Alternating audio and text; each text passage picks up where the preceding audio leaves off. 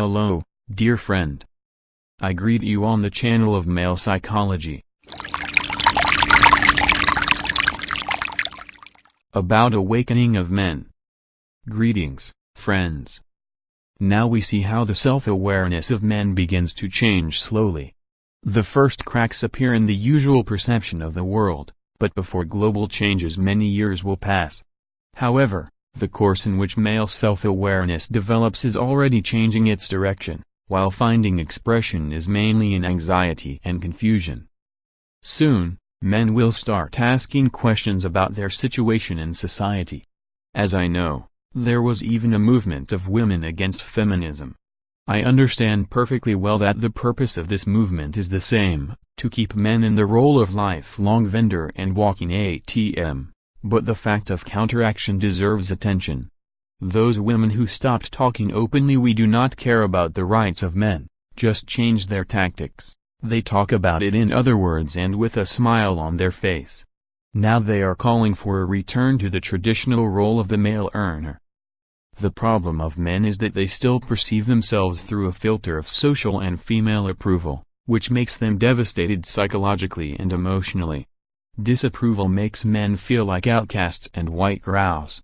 On the men on all sides, the accusations are poured: you are a loser, they do not give you, you are a mother's son. The purpose of such accusations is to instill a sense of shame and destroy self-esteem. Look into the eyes of young men and in many you will see lifelessness, sadness and fear. A purposeful reduction in male self-esteem, which lasts for years, leads to the fact that men absorb the feeling of their own insignificance and low value.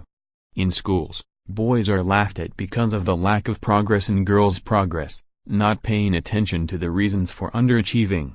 The modern school is a hotbed of misogyny. I remember how I was fed up at school with phrases and attitudes that taught slavish behavior and self-hatred. And aggressive feminist propaganda was conducted that girls are oppressed victims in the male education system. Everything that was possible was done, so that schools and universities would no longer be a comfortable and safe place for men. I often see in the mornings how young guys go to school or university. They are blissful in their ignorance of the fact that they are cannon fodder in a man-hating system. They do not suspect what shaky their freedom is. At the same time, many single mothers do terrible damage to their sons, cultivating in them a sense of shame and inferiority. How can a man feel worthy of love, if he did not know and a little bit of mother's love? If everything that the mother sees in him is a benefit to her own well-being? I saw few examples of unconditional maternal love. At the same time I saw many fathers who showed unconditional love to their children. It can be assumed that the maternal instinct and maternal love is a myth. Most crimes against young children are committed by mothers.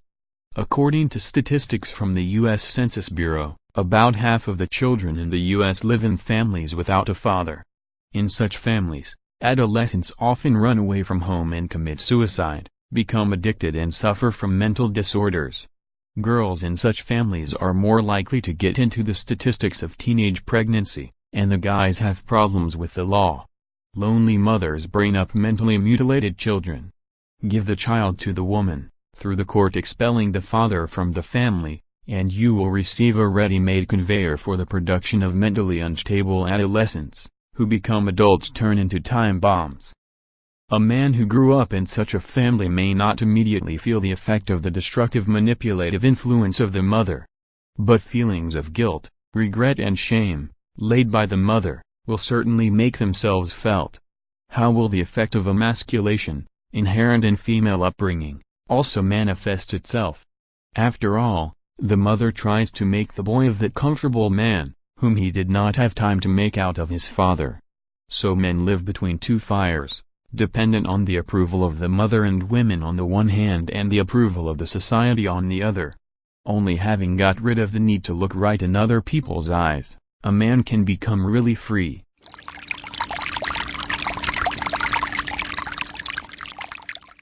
Subscribe to the channel and be happy.